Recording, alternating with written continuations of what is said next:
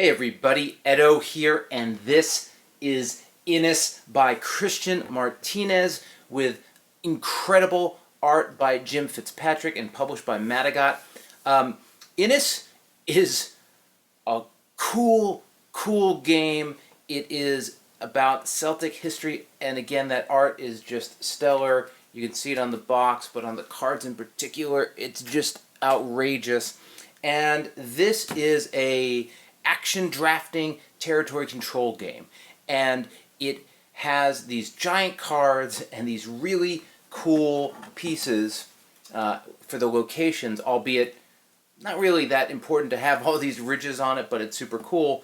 And even though the game on the box is listed at 60, I found this game to be really easy to pick up, play, and get started, and has a lot of depth and density. So I like this game a lot. Each player is a different clan, represented by a color, and what you're going to be doing is trying to become the High King, and you become the High King by either having majority on the board or having control of 6 sanctuaries. There's a variety of victory conditions you're playing for during the game, and you do this by essentially drafting cards. Now there's 3 decks.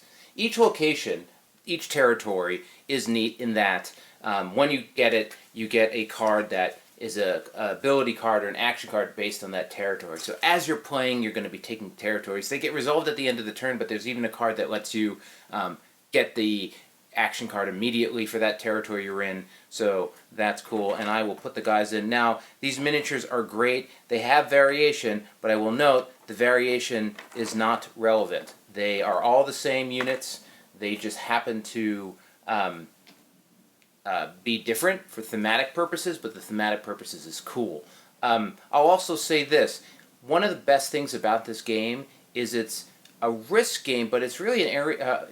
It's a majority control type of game, and you don't always have to fight. Each attack you can decide not to attack. So there's a lot of play. 2 players is more on the attack side, but there's a lot of play in 3 or 4 players where people are deciding to attack or to group up and to team up. Also, retreating into regions is really a big deal. So even if you don't have a majority in a space, unlike a lot of territory control games where you own the space, this game allows people to be in the space with you, to hide in the buildings or the citadels during attacks, and it creates a much more layered territory control game. So you get the ability from each location you own, but then you have these basic action cards, and you're going to have a drafting phase. It's different for the different number of players you have, but you're going to have a phase where you draft. You set aside a card and then you draft the rest, so you don't know what that is, and a card lets you get it. But each of these cards, essentially, you play one card on your turn, and a card might let you put a dude next to every place you have a dude. It might let you attack. It might let you draw one of the epic cards, and these are just awesome cards that you can use to gain deeds, which help you at the end of the game, or just really awesome abilities and revealing cards, getting more epic deals, bonuses when you're fighting, like Battle Frenzy. So all these different things that are no one knows that you have these. And they also, in this game, since everyone is playing a fixed set of cards, having more cards in your hand from previously getting epic cards makes a big difference. It sort of has an Uno thing where you are a pretender for the to become the High King, and that's a good sign. This game, since it has multiple ways to victory, people can sort of sneak it in there. I like how it sort of has an unpredictable ending, and a couple good moves and interesting things can bring it to a close quickly, which is cool. There's the presence, something like that. This guy is like the turn leader, and he gets to decide where, or she gets to decide where to place the new territories when they come in. An action card can bring in territories. Even if another player brings it in, that person gets to pick it, and this is sort of the person who's has the larger citadel.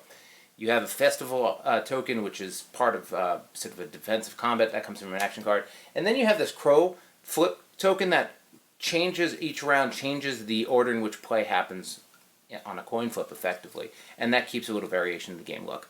This is a wonderful product. The love and attention to the history, the visual, the quality of the art, the execution on the tokens, and then it's really a smart action card layered play. Your first couple games, you're gonna like still be learning the cards and how they play, but this really brings me to great games where you have interesting dynamic card interaction, and you're sitting there and you're like, oh cool, there's a lot going on here. I have a lot of decisions. I can go in a lot of different directions. Highly recommended. This is a great game. Subscribe, share, all that good stuff. Most importantly, play some great games. Thanks.